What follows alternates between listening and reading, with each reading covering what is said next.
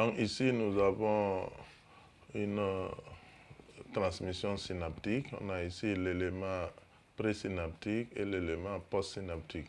Donc dans l'élément présynaptique, on montre l'influx nerveux qui arrive et qui va donc mobiliser l'entrée des ions. Voilà, donc vous avez des ions donc, qui vont être mobilisés, et notamment les ions calcium, donc qui vont être mobilisés, qui vont pénétrer donc dans la membrane présynaptique. Et l'entrée de ces ions-là va provoquer la libération, par exemple, la mobilisation des neuromédiateurs qui vont donc être libérés au niveau de la fente synaptique. Vous voyez ici, les neuromédiateurs là vont être libérés ici, donc la fente. Au niveau de la fente maintenant, ces neuromédiateurs vont se déplacer pour revenir donc sur les récepteurs de l'élément postsynaptique, les récepteurs membranaires bien sûr, et ces récepteurs-là qui sont à la porte des canaux à sodium, des canaux à potassium ou des canaux à chlore, donc vont venir se fixer. En se fixant, donc ça va dépendre de la nature du neuromédiateur.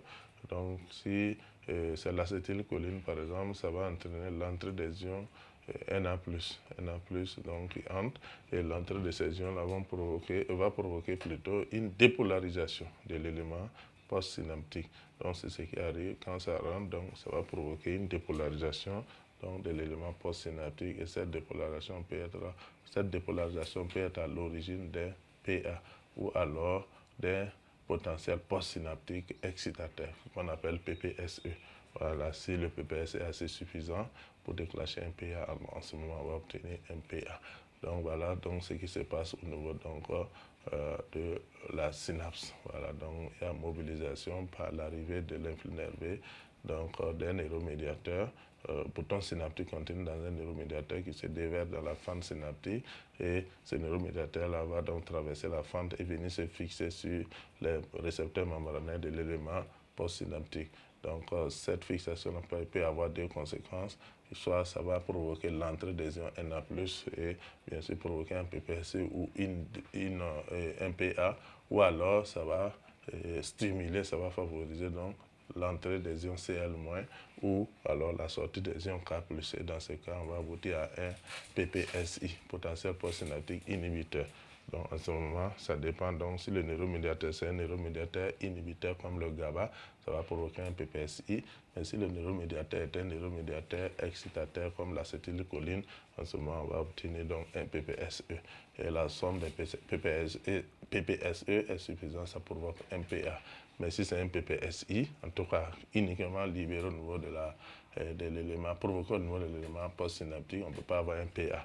On va obtenir donc une hyperpolarisation qui s'oppose toujours à la survenue des PA. Donc voilà ce qu'on peut dire donc, à ce niveau. Voilà, donc je vous remercie. Avec la transmission synaptique, donc nous avons fini donc le chapitre 1 par sur le tissu nerveux et les propriétés du tissu nerveux. Donc cette partie, il y a deux chapitres, et nous allons donc aborder le deuxième chapitre qui porte sur le système nerveux et le comportement moteur. On veut parler des réflexes. Donc nous allons voir dans ce chapitre les réflexes, que ce soit innés ou conditionnels. Donc je vous invite à être très attentifs pour ce chapitre qui est aussi très important.